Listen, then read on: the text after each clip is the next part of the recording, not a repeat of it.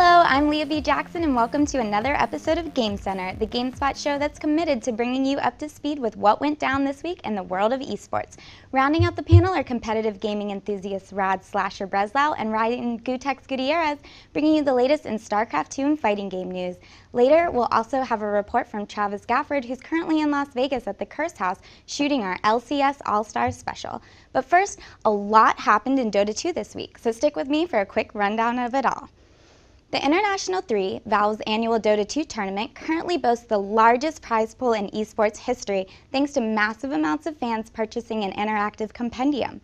The compendium is a $10 interactive ebook that helps fans stay up to date on everything that's happening in the tournament, and for every purchase, 25% of the proceeds go directly into the original $1.6 million prize pool. So far, the community have already added over $350,000 to the prize pool, and now that the prize pool has reached over $2 million, the International has officially passed the League of Legends Championship Season 2 and can claim bragging rights for having the largest prize pool in competitive gaming history.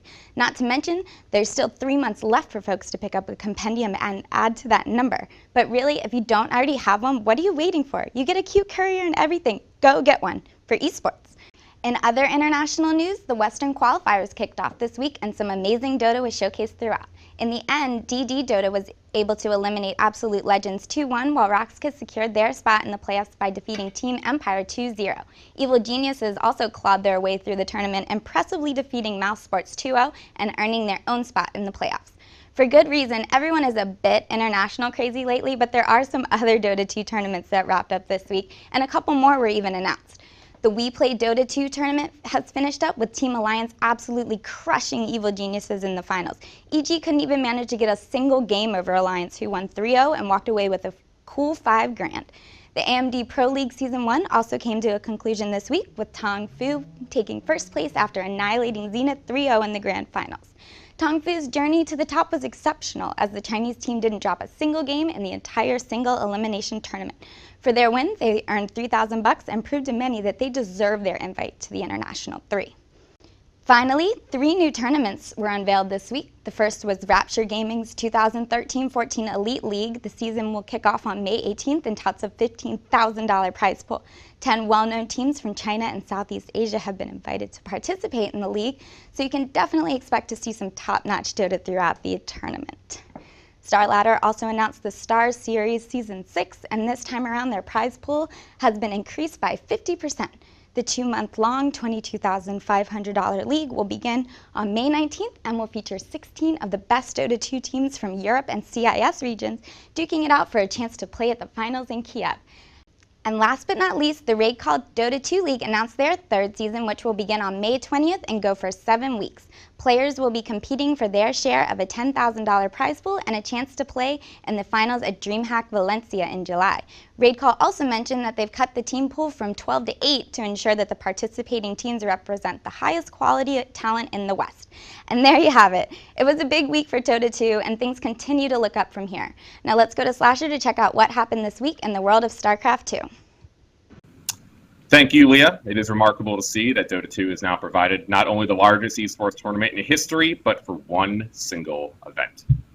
One of North America's most storied StarCraft players, Greg Idra Fields, has been released by his long-standing team, Evil Geniuses, due to disparaging comments made last week after his losses in the WCS North America Premier League. After dropping 2 sets to Pult and Gosu user, Idra made insulting remarks to his fans on the site Team Liquid. Evil Geniuses management responded by removing Idra from the team, this after multiple incidents from Idra in the past 2 years. Evil Geniuses stated, quote, "To us, there's a very big difference between a player being disrespectful to an opponent in a ladder match and a player being disrespectful to the entire community of people who, via their own enthusiasm and passion for the entertainment product he creates, actually make his profession possible." Idra commented later on JP McDaniel's Real Talk show that he would be quitting playing competitively as he has lost his passion to play the game and will move on to commentating and analysis. Idra says he will continue to be part of the esports and the StarCraft community. EG's second Western superstar Stefano caused more headaches for EG this week, saying on a French radio station that he would retire from competitive StarCraft 2 at the end of his current contract with EG on September 15th. This is a claim Stefano has made several times previously, stating that he wants to earn as much money as possible to pay for his cost of medical school. He made similar claims shortly before he switched teams from Millennium to Evil Geniuses, and Evil Geniuses have declined to comment on Stefano, but expect another contract offer by EG before September 15th of next year. WCS Korea, Europe, and North America continue on as we get closer to the finals of each region. GSL Code S has reached the semifinals with Symbol, SLS, Soul Key, and Innovation remaining as the final 4 players. Innovation, who many regard as the best player in the world right now, looked just as that by sweeping the defending GSL champion Roro in 3 straight games, none of them looking close. On the other side of the bracket, Soul Key barely squeaked by Party in a close 3-2 series. Soul Key went up to quick 2 games, the Party made his way back to tie it. The Soul Key was able to take the 5th and final game to end the Party and Soul Train. But Life and Flash both made their way back into Code S and the WCS Premier League with huge wins over Marine King and Avenge, respectively. The MLG Dallas champion and runner-up will look to rebound in the next season of WCS. In Europe, Team Liquid's TLO is playing the best StarCraft in his career, sweeping his group, including a big win over Millennium's Korean 4GG to secure himself a spot in the round of 8. Empire's Russian Terran monster Happy did himself the same, sweeping his Group B, including a big win over Baby Knight, who has been quite impressive in the past few weeks of WCS. Lastly, controversy reared its head once again for the Swedish Protoss Naniwa, who first refused a handshake after a loss to Vortex, and then later commented on ESL's PCs, blaming them for his loss to Baby Knight earlier in the day. ESL product manager Carmack commented to GameSpot that Naniwa had ample time to practice on the computers the day beforehand and was the first player on the day to practice for that day and had 3 hours to mention any issues. He did not do so within that time. Lastly, WCS North America Challenger League is going on with one big result, and that is the Americans, the Agnes, taking out Jaedong in the very first round of the Challenger League.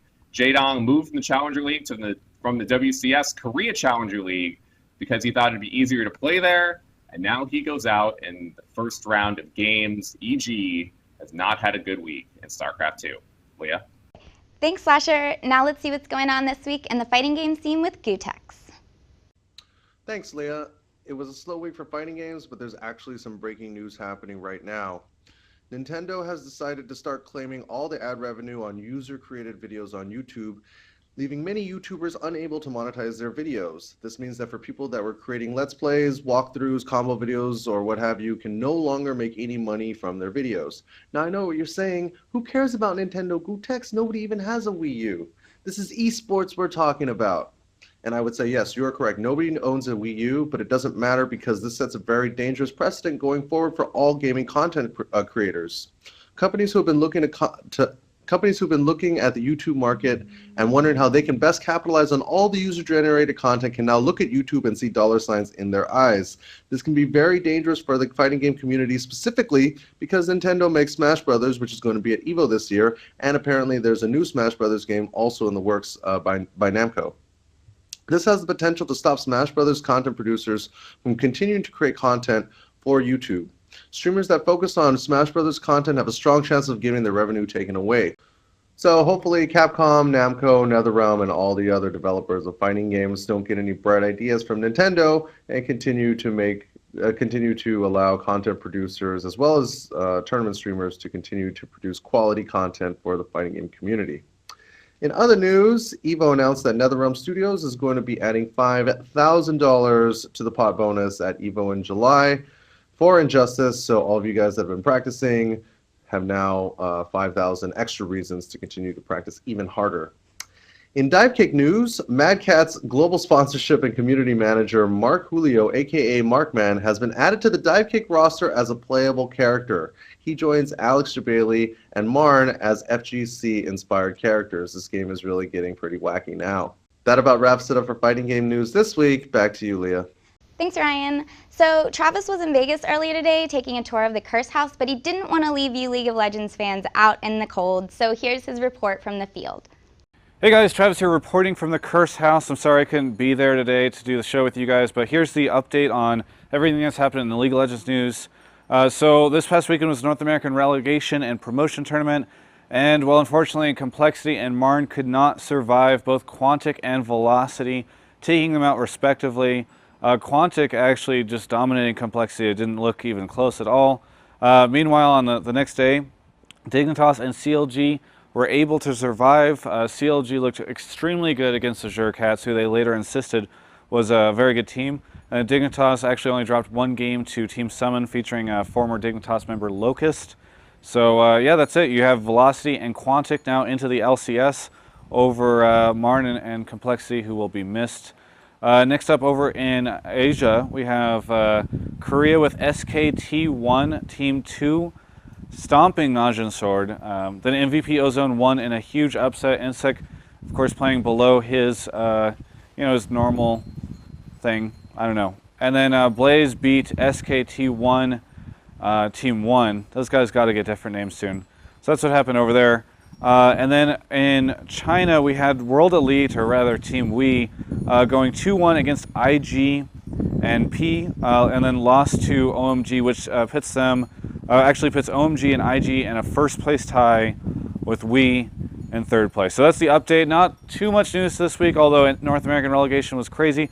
I do recommend that you check out all the cool content I'm going to be creating over at the Curse House today. All-Star Say League, All-Star Peace, as well as a Curse House Tour /Peace, so you should be able to check that out. And then, of course, I'll be in Shanghai, China next week for the All-Star matches themselves, doing interviews, so be sure to check that out. Anyway, thanks a lot for catching me over here in Vegas. Hope the show went well. Good seeing you guys again. Coming up this week, the grand final of the International 3 West qualifiers are happening on Monday, May 20th at 11 a.m. EST. The winner qualifies for a spot at the International in Seattle this August, and the loser gets to play in a wildcard event against the runner-up of the East qualifier. Whoever wins the wildcard event will earn the final spot in the tournament. Don't forget to check out the interactive compendium before the event begins too. Rod? GSTL will be continuing on, along with Pro League, as KT's Flash takes on EGTL and Jadong later this week. WCS Europe round of 16 finishes up tomorrow, and I will be covering live in the WCS North America round of 16 at the MLG Studios in New York City. Text. East Coast Throwdown 5 is going down in New Jersey this upcoming weekend. Sweet Johnny Cage and Long Island Joe bring you yet another exciting installment of this long-running East Coast tournament series. Team Spooky will be doing the stream, and you can expect all the usual FGC heavy hitters in attendance, including Team AGE and Team EG. Finally, there will also be an exhibition match series. The first exhibition match that's been announced so far is Team Spooky's Fublat going up against Chilean Marvel sensation Cane Blue River. These guys are going to be doing a first of 15, and I'm looking forward to that one. So enjoy East Coast Throwdown 5 this weekend on Team Spooky's channel. Back to you, Leah. Thanks, Ryan. So from all of us here at GameCenter, thank you for watching. We're going to be taking a short break, but we'll be back in June, so stay tuned.